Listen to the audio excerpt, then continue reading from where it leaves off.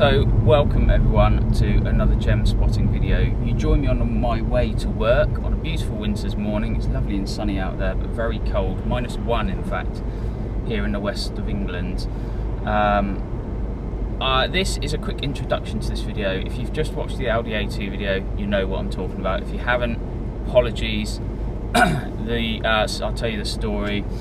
Me and Jono filmed a video about this car, the Golf GTI 25th anniversary, just after Christmas, and we had very limited time and very limited light, and I didn't really have time to put the video together. I've been doing lots of things. I've moved house, I'm having a baby in a month's time, and I've just started a new job which I'm driving to now. So I've been very busy, and the videos do take a bit of time to edit. We tried making one video with the Audi A2 and the Golf GTI in, and it didn't work. It was too long, and I didn't think people would want to watch us for a whole hour, so I've decided to split it into two, hence this little introductory video here, which I'm tagging onto the main video.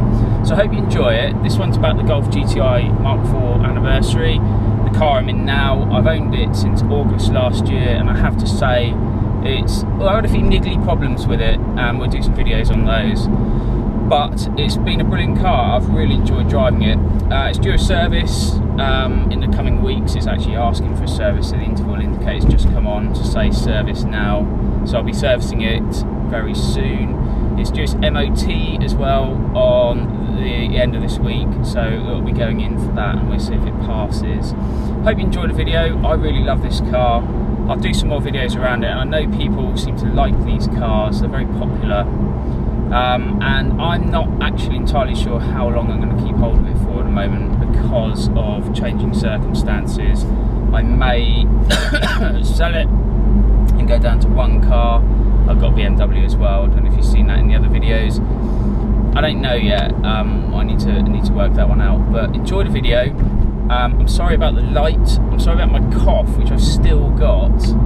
And I hope you enjoy it. And please subscribe to it, to the channel, and we will do more if you like it.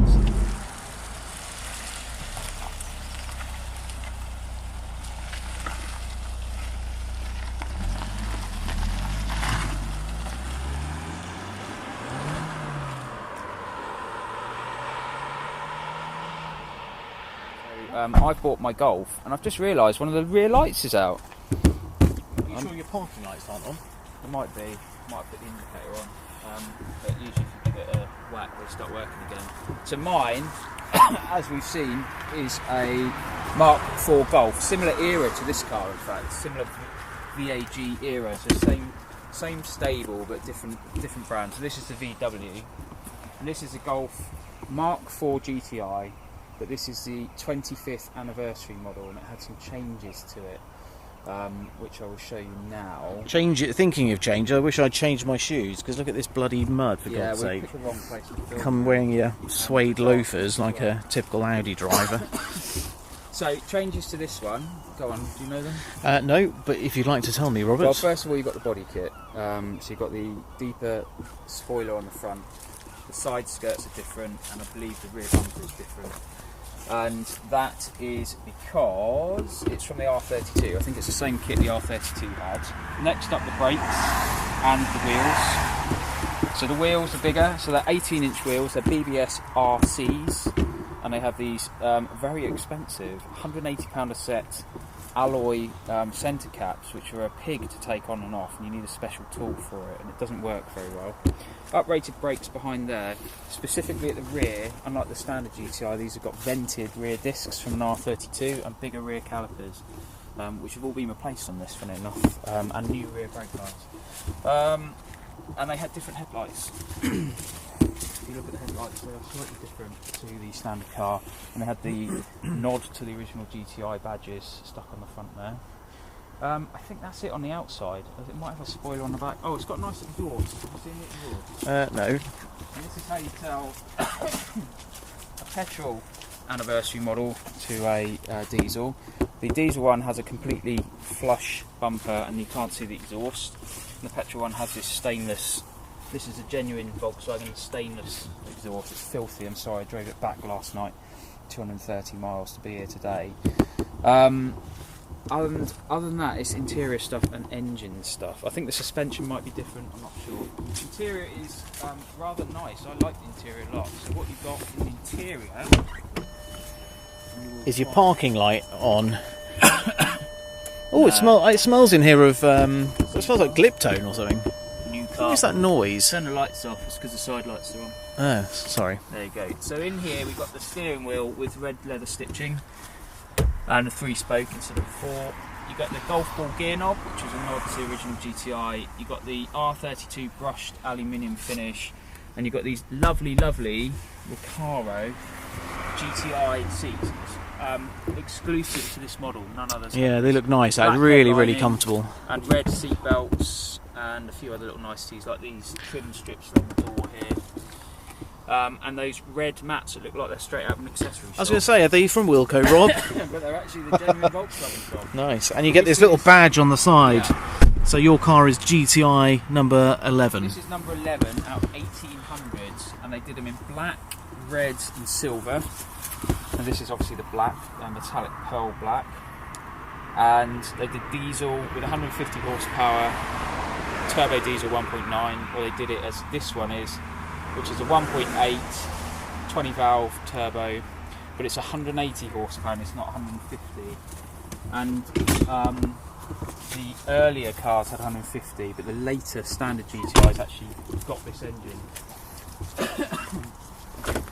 I think this one is called an AUY for VW nuts out there, or an AUQ or something. AUQ, sorry, so that's 180 horsepower. 1.8 turbo as opposed to 150. They have various changes. This one has a bigger turbo, or different turbocharger to the standard car, and a few other bits and bobs on there. But yeah, and it goes really well. 6-speed gearbox as well. I don't know if the standard ones had that or not, to be quite honest with you. No idea. This is a 2-owner car. I think I'm the 3rd owner, and the previous owner has really loved and cherished it. Yeah, I remember when we took that trip up in the A6 to Birmingham, didn't we? I was going to buy an S3, but I ended up buying this in the end. Thank God you did. Which was much nicer. Well, at least this one doesn't stink of Marlboro Lights. No, that's true. Other brands are available. It's got a full service history. It's due a service, so I'll be doing that. Maybe I'll make a video on that, I don't know. It's got some rust on the front wings, which is common on these because they foam pack them. You can't see it because it's so dirty. But so this is the thing about buying an A2, a 14-year-old A2. Guess what? There's no rust. And this one, obviously, same sort of age of car, but actually these wings are starting to go on the front. It is a common fault with them. But it's all original. It's not been messed with. No. It's even got the original stickers. Do you know what? I'm surprised that's still on there, actually. But nice. Yeah. So it's been well cared for, and that shows in the way it drives. It's done 153,000 miles, which is a lot for one of these. But they are very robust, and I have to say, it still drives lovely. As we will find out in a moment. So, let's take it for a drive, shall we?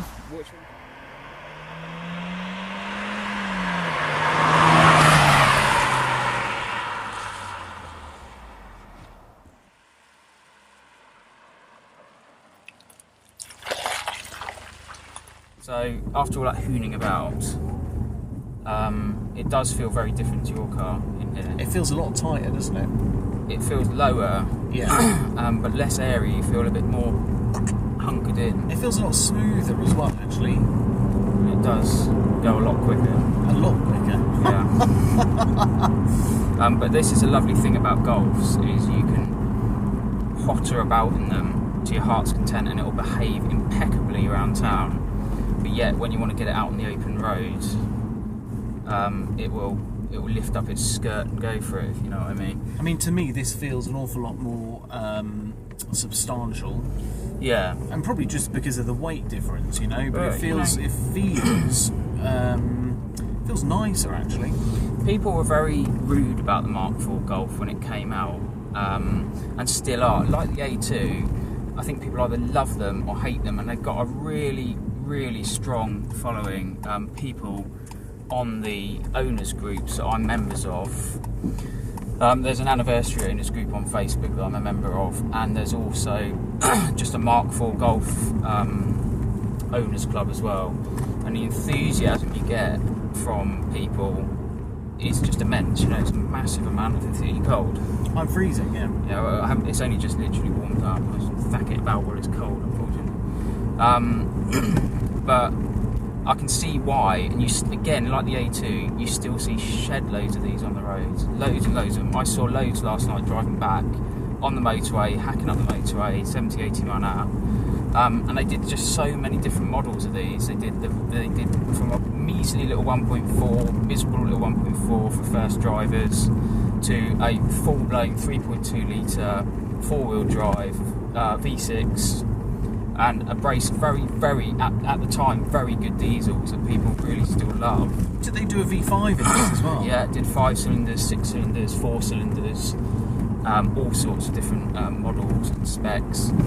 I happen to think this anniversary model as a GTI was what the GTI should have been from the start. This is how the Golf GTI should have been. I quite agree with you, because it is both in looks really and nice, feel, isn't it? and just that added performance from that, just that 30 extra horsepower made it just much more competitive with the opposition. 150 horsepower from the standard 1.8 GTI just wasn't quite enough, and they weren't really a massively fast car. I think they were a bit sluggish. And of course they did the 2 litre one over here, and they did a non-turbo 1.8 GTI, all of which were just awful. Solid but awful. Yeah. Not a GTI.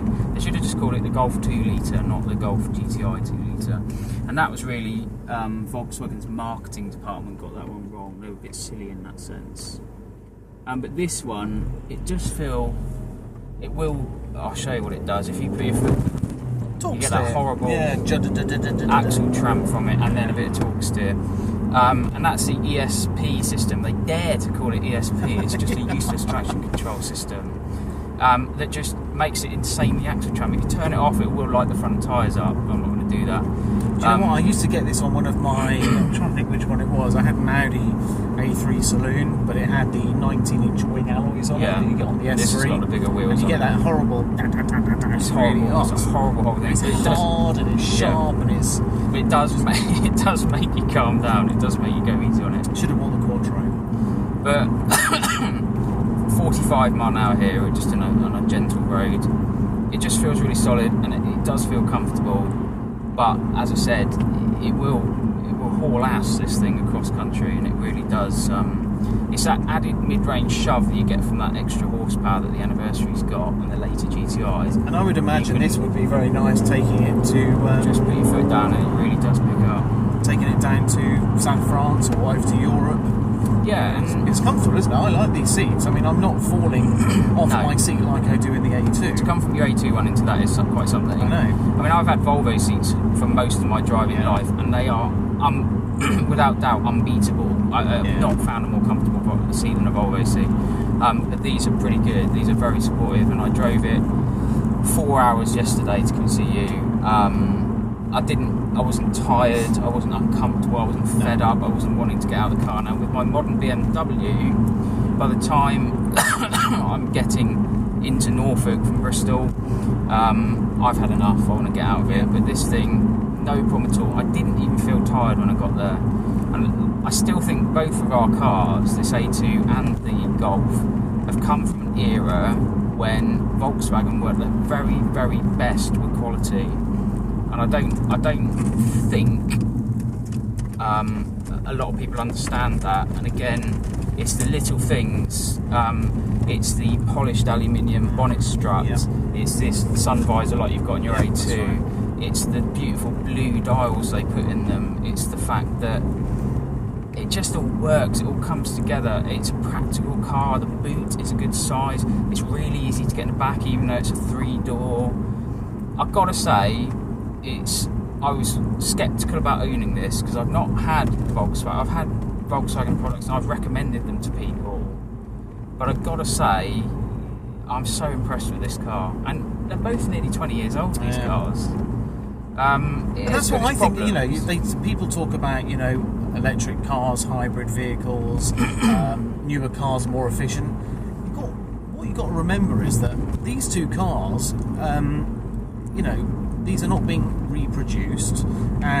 With a brand new car, for example, and especially a hybrid, you've got a massive carbon footprint for the production of that vehicle. I was listening to a podcast recently with Harry Metcalf from Harry's Garage, and you know, he was saying something like 330,000 tons of CO2 goes into producing a modern SUV. I mean, that's disgraceful, isn't it, really? So we're saving the planet by buying old cars, fixing them ourselves. That's the excuse I'm going to use. You know, and the nice thing about this one is my old Volvo that you might have seen a video on. It's on the channel, the C70. My partner Jade would not like driving that car. I think she secretly liked the performance because it was a fast car, but she didn't like being seen in it. It's not a girly car. She'll happily jump in this Golf and drive it. And so does she like it? Yeah, she loves it. I suppose it's quite similar to her 1 Series, isn't it? In that respect, you know. So yeah. But actually, having driven this and then getting into the 1 Series, I've got a 2-year-old 1 Series BMW. I'm sorry, but this feels better to drive. I agree. It feels so much better to drive. It feels so much more alive. It feels much more responsive, and I just like it. You convinced me to buy it, and I'm glad you did because I really enjoy it. It's got a nice straight range. up here. Yeah, go straight across. That'll take us. So we're driving through. Going in the little back roads. I was going to let you have a little drive. Do you want to have a little drive? Yeah, why not? I'll pull over somewhere quiet. Swapping seats. So as we were saying... Oh, this is nice! I want to know what you think of the gearbox, because it's a little bit... Having driven... you remember, I've only been driving my A2, and this is like... Yeah. Oh, the clutch is delicious, and... It's got a new clutch. It did have a new clutch fitted. Yeah, but it feels a bit... a while back, I can't remember. It feels very light in comparison to mine, but I know the A2 typically is very kind of notchy and stiff, you know. But this has got a really lovely pickup. I mean, I'm literally only just feathering that. The gearbox goes in nicely, feels tight. The pickup is, I like this. You can feel the quality. I want one. Yeah, say this one if you want. I'm going to have to get rid of it. I've got to buy a house first, but yeah, this feels. But I think, to be honest, if you wanted one, avoiding the anniversary, if you went for a late GTI and maybe put slightly wider tyres on it, slightly bigger wheels, slightly wider tyres, nothing crazy, maybe an 18-inch rim with a 225 profile tyre, tyre, and a slightly lower profile, you can cure a lot of the deadness of the standard GTI. And if you get that 180 horsepower engine with that extra shove, which is nice in all driving conditions, you can get one for probably $1,000. See, for me though, I mean, a car has to be standard. I don't like cars that have been kind of Gary Boyd, you know. I don't want aftermarket anything on my car. I want it to be as standard as possible. And this is the thing. I'm very tempted to do bits and pieces to this car. And there's a little voice in me that just says, leave it alone, Rob, leave it alone. Just get it as nice as you can, get it as standard as you can, and just enjoy it, you know. Literally pick the worst road for you to drive this car, and you can't exactly have fun on this road. Yeah, well, it's wet and it's raining. No, it's not raining now, but it's flooded. All I will do to this is keep it in good mechanical condition, lots of preventative maintenance, and I want to get those wings replaced. I have got a spare wing that the guy sold with it. I need to source another one, which are quite easy to get hold of. There is some rust, I think, coming through under the body kit, and I loathe to take it off because that is a notorious Golf rust trap, and it could end up costing me £1,000 putting it right. So I would say just leave it for now. You know, keep on top of little bits and pieces if you get them, but I mean, unless you've got a load of money to throw at it. I had the heater stick on full the other day. One of the flaps got stuck under the dash. I took them all apart and I lubricated them all and serviced them all, and I oiled the heater fan because I was making a lot of noise. It's little jobs like that just need doing. You're different from me though, because I can't be asked to do that sort of stuff. Whereas I used to be able to, but I don't have a driveway. I live in an apartment. No, well, I'm getting to that point with my new house soon, which is why the C70 is going. but it's little jobs like that keep a car running. Yeah, and absolutely. People forget but to those do. are the little jobs that don't get done, and that's why you then end up having big bills. And that's why people end up saying my car's really unreliable. It's not. You just got to remember it's nearly 20 years old, and you've done absolutely jack shit to it for 20 years. You know, they need maintaining, and you maintain any car to a good standard. The likelihood is it's going to be reliable, and it's going to last, and it's going to be a lovely car to own. And it could be anything. I mean, some cars are. That power, you don't even realise it's coming in, and then all of a sudden... But it's not, you know, these cars are very, very tunable. This is 180 horsepower. You can chip these up to 250. You change internals to 300 plus horsepower. I mean, to be honest with you, why would you want to? I don't, this is it, and this struggles with 180. I mean, if you boot it up here now, it will. So wheel spinning already. But I mean, if it should have had that amount of power, then surely VW would have put it on. Yeah, I mean, I think this is the right balance. It's perfect for me. I don't want to get myself in trouble in it. It's perfectly quick. It'll cruise at 70. It'll still do 40s a gallon. And you know, to be fair, as of yet, touch wood, it's been reliable. I don't want to jeopardise that for a few extra horsepower. If you see what I mean. No, I agree. And do you know what? That was really good. I like that. It's got a nice weight to the steering actually when you're parking. It's not too high. And this is it. I think this is the car they should have made in the first place, and regrettably they didn't, and they damaged the reputation of the Mark IV Golf in terms of the GTI, and they got it right with the Mark V. So when they brought the Mark V out, everyone raved about it, and that's because they learnt their lesson with the Mark IV finally. And but you know what? Those brakes feel a lot better. Well, they've been recently done, you see. Those feel a lot better than the brakes on my dad's Mark IV. We bought him a 1.6, I think it is. Well, actually, very low mileage. It'll be rear calipers will be seized, and I guarantee the handbrake will be useless on one with seized rear calipers, because the calipers cannot push the pads onto the discs. They just feel spongy. And the rear brake lines go on them, and they're ever so easy to put right. I'm not a mechanic. I fixed it all myself. I bled the system, put fresh brake fluid in it, so the brakes feel really good on this.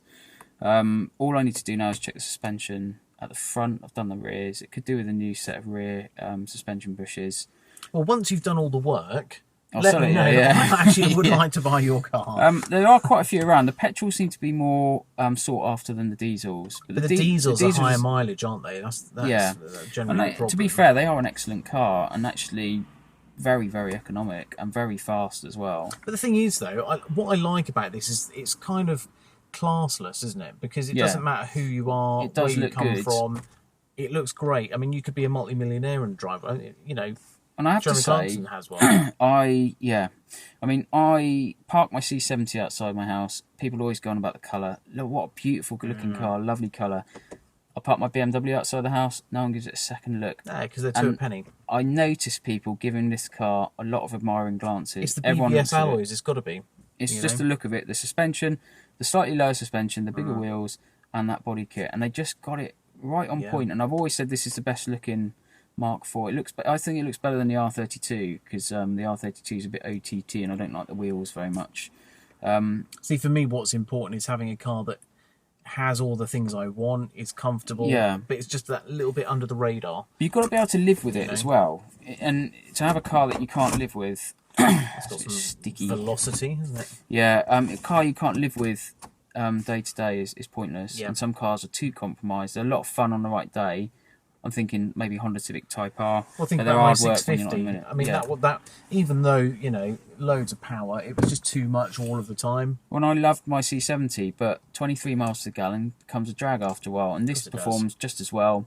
But I get 40 to the gallon out of this, you know. And it's got a bigger boot. It's more practical. People can get in and out of it easier. And your girlfriend will drive it. And she'll drive it. I'm not sure if that's a good thing or not. No, she's actually a very good driver. Sorry, viewers. She's a brilliant driver. She is actually a really good driver. A very safe driver as well. So yeah, two classics. I like it. I reckon they're both classics. I reckon people should comment if they don't think they are. See, cars like this are now at a price where they're not going to get much lower. No, and they can only really go up. I mean, look at what happened to the old BMW 8 Series. Yeah, they were peanuts, and now look at an 840 CSI. And as I said in the C70 video, I'm selling mine at the wrong time because they're going up in value, but circumstantially I've got to get rid of it, so it's a shame, but it's got to be done. Well, I'm going to have to go and buy a new bulb now. Yeah, you are. I'm not driving back without a tail light. No. Not from here, obviously, but back home. Well, thank you very much for watching. I hope you enjoyed it, and it's nice to have both of us in a video for a change. Sorry about the light. We ran out of it. It sort of goes... Well, somebody was having a family lunch, so somebody had to wait. Like, I don't get to see my family often. Thank you for watching. Subscribe. If more people subscribe, we do more videos. It's as simple as that. Comment.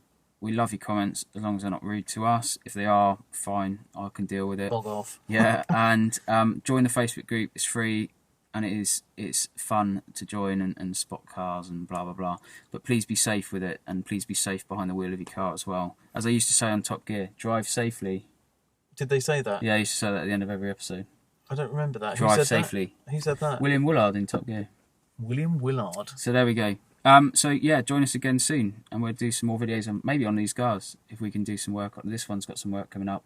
Just the weather's been atrocious. It's been wet all the time, and talking of wet, that is the biggest problem I have with this car. It's sprung a leak on the driver's door, so I'll probably do a video on repairing that, so I don't get Legionnaire's disease from it. Yeah, fun times. Right, we're going to sign off. Thanks for watching. Until next time. See you later. Bye.